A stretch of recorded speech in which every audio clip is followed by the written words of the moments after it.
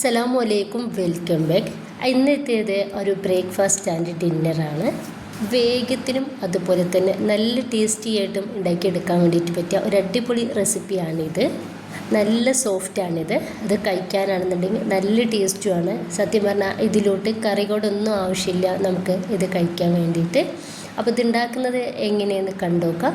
പെട്ടെന്ന് നമുക്ക് ഉണ്ടാക്കിയെടുക്കാവുന്നതേ ഉള്ളൂ. അപ്പോൾ നമുക്ക് വീഡിയോയിലേക്ക് പോവാം. വീഡിയോ കണ്ടുനോക്കാം. കണ്ടുകൊണ്ടിരിക്കുമ്പോൾ നിങ്ങൾക്ക് ഇഷ്ടമാവുകയാണെങ്കിൽ നിങ്ങളുടെ എല്ലാ സപ്പോർട്ടും ഉണ്ടാവുക. ലൈക്ക് ചെയ്യാനും സബ്സ്ക്രൈബ് ചെയ്യാനും കമൻറ്റ് ചെയ്യാനും ഒന്നും മറക്കണ്ട. ഇതിലോട്ട് 2 കപ്പ് മൈദ ഇട്ടെടുക്കുന്നുണ്ട്. ഇനിയിപ്പോൾ ഇതിലോട്ട് 1 ടീസ്പൂൺ ഇൻസ്റ്റൻറ്റ് ഈസ്റ്റ് ഇതിലേക്ക് ചേർക്കുകയാണ്. ഇനി നമുക്ക് ഇത് രണ്ടും കൂടി നന്നായിട്ടൊന്ന് മിക്സാക്കി എടുക്കാം.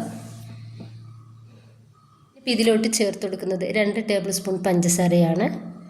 പഞ്ചസാര കൂടി ചേർത്തെടുത്തതിന് ശേഷം ഒന്ന് മിക്സാക്കി എടുക്കുക.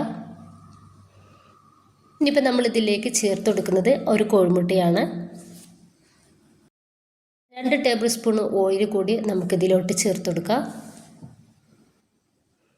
ഇനിയിപ്പോൾ കൈ വെച്ചിട്ട് നമുക്കിത് നന്നായിട്ടൊന്ന് മിക്സാക്കി കൊടുക്കുക. ഈ ഒരു കോഴിമുട്ടയും ഓയിലും നമ്മുടെ ഈ ഒരു ഫ്ലോറും എല്ലാം കൂടി നന്നായിട്ടൊന്ന് മിക്സായിട്ട് കിട്ടണം. ഞാനിവിടെ എടുത്തിട്ടുള്ളത് ചെറിയ ചൂടുള്ള വെള്ളമാണ്, 1/2 കപ്പ് വെള്ളം. ഈ ഒരു 1/2 കപ്പ് വെള്ളം നമുക്കിതിലേക്ക് കറക്റ്റാണ് കേട്ടോ. വേറെ വെള്ളമൊന്നും നമ്മളിതിലേക്ക് ചേർത്ത് കൊടുക്കണ്ട. 2 കപ്പ് മൈദയിലേക്ക് നമ്മൾ എടുത്തിട്ടുള്ളത് 1/2 കപ്പ് ചെറിയ ചൂടുള്ള വെള്ളമാണ്. ഇനിയിപ്പോൾ ഇത് കുറേശ്ശെ ആയിട്ട് ഒഴിച്ചെടുത്തിട്ട് നമുക്കിതൊന്ന് കുഴച്ചെടുക്കാം.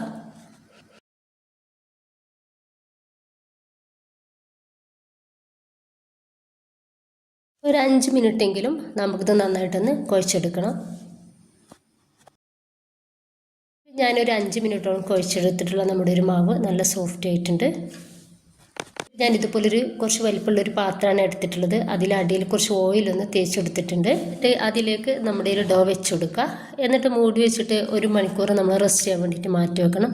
ഈ ഈസ്റ്റ് ഒന്ന് വറുക്കാൻ വേണ്ടിയിട്ടാണ്. അപ്പോൾ ഇതാ കറക്റ്റ് 1 മണിക്കൂറായ സമയത്ത് നമ്മുടെ ഈസ്റ്റൊക്കെ നന്നായിട്ട് വർക്കായിട്ട് നമ്മുടെ ഒരു മാവ് ഡബിളായിട്ട് പൊങ്ങി വന്നിട്ടുണ്ട്. ഞാനിത് ഈ ഒരു പാത്രത്തിൽ വെച്ചിട്ട് തന്നെ ഇതൊന്ന് കട്ട് ചെയ്യുന്നുണ്ട്.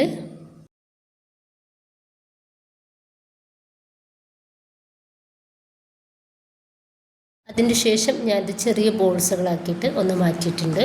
ഇപ്പം ഞാനിവിടെ 2 ഉരുളക്കിഴങ്ങ് ഇതുപോലെ ഒന്ന് ഉപ്പിട്ടിട്ട് പുഴുങ്ങി ഉടച്ചെടുത്തിട്ടുണ്ട്.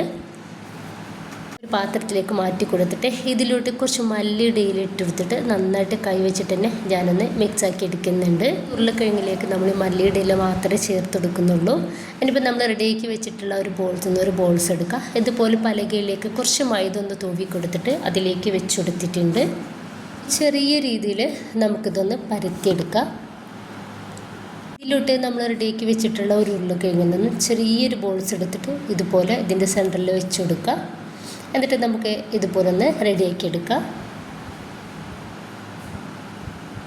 ഇപ്പോൾ മീഡിയം സൈസിലുള്ള വലുപ്പത്തിലാക്കിയിട്ട് നമുക്കൊന്ന് പരത്തിയെടുക്കാം. അപ്പോൾ ഇതാ അത്യാവശ്യം കട്ടിയിലാണ് നമ്മളിത് പരത്തിയെടുത്തിട്ടുള്ളത്. ഈ ഒരു തിക്നെസ്സിൽ നമുക്കിത് വേണം. ബാക്കി കൂടി ഇതുപോലെ ചെയ്തെടുക്കാം. ഇപ്പം ഞാനിത് മുഴുവനായിട്ട് തന്നെ ഇതുപോലെ ഒന്ന് റെഡിയാക്കി എടുത്തിട്ടുണ്ട്. നന്നായിട്ട് ചൂടായിട്ടുള്ള പാനിലേക്ക് നമുക്കിത് ഇട്ടുകൊടുക്കാം. എന്നിട്ട് ചെറിയ തീയിലിട്ടിട്ട് വേണം നമ്മളിത് റെഡിയാക്കി എടുക്കാൻ വേണ്ടിയിട്ട്. ചെറിയ തിക്നെസ്സിലാണ് നമ്മളിത് റെഡിയാക്കി എടുത്തിട്ടുള്ളത്. അപ്പോൾ സൈഡും ഉള്ളൊക്കെ നന്നായിട്ട് പോവായിട്ട് കിട്ടാനുണ്ട്. അപ്പോൾ ചെറിയ തീയിലിട്ടിട്ട് റെഡിയാക്കി എടുക്കാം. ഒരു 2-3-4 പ്രാവശ്യം നമുക്കിതുപോലെ ഒന്ന് തിരിച്ച് മറിച്ചിട്ട് കൊടുക്കാം. 2-3-4 പ്രാവശ്യം നമുക്കിത് തിരിച്ച് മറിച്ചിട്ട് കൊടുക്കാം. ഇപ്പോൾ ഇത് നന്നായിട്ട് പൊങ്ങി റെഡിയായിട്ട് കിട്ടിയിട്ടുണ്ട്. അപ്പോൾ നമുക്കിത് ഇനി പാനിൽ നിന്നും ഒന്നെടുത്ത് മാറ്റാം. ഈ രീതിയിൽ തന്നെ നമുക്ക് ബാക്കി കൂടി ചെയ്തെടുക്കാം. അപ്പോൾ ഇത്രയേ ഉള്ളൂ. ഞാനിത് എല്ലാതും ഒന്ന് റെഡിയാക്കി എടുത്തിട്ടുണ്ട്. ഭയങ്കര സോഫ്റ്റ് ആയിട്ടാണ് ഇതിരിക്കുന്നത്. ഇത് 2 എണ്ണം മതി നമുക്ക് അത്യാവശ്യം ഒരാൾക്ക് കഴിക്കാൻ വേണ്ടിയിട്ട്. അപ്പോൾ ഇത് കാണുമ്പോൾ തന്നെ നിങ്ങൾക്ക് മനസ്സിലാവുന്നുണ്ടാവും നല്ല സോഫ്റ്റാണ്. ഇതിൽ നമ്മൾ ഉരുളക്കിഴങ്ങ് പുഴുങ്ങിയത് ഇട്ടത് കൊണ്ടിട്ട് തന്നെ നമുക്ക് കറിയോടൊന്നും ആവശ്യമില്ല, കറി ഇല്ലാണ്ട് തന്നെ കഴിക്കാം. കറി ഉണ്ടെങ്കിൽ ഒന്നുകൂടി നല്ല ടേസ്റ്റ് ആയിരിക്കും. അപ്പോൾ ഇത്രയുള്ളൂ, എല്ലാവരും ട്രൈ ചെയ്ത് നോക്കുക. ഇഷ്ടമായിട്ടുണ്ടെങ്കിൽ സപ്പോർട്ടൊക്കെ ഉണ്ടാവുക. ഇൻഷാ അല്ലാഹ്. ഓക്കെ.